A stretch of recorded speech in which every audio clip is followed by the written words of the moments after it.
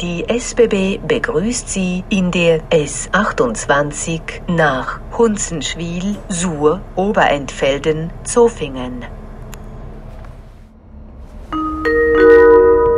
Hunzenschwil, Suhr,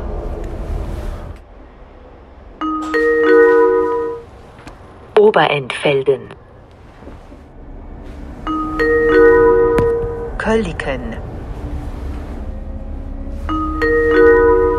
Kölliken Oberdorf, Safenwil, Walterswil-Striegel, Küngoldingen.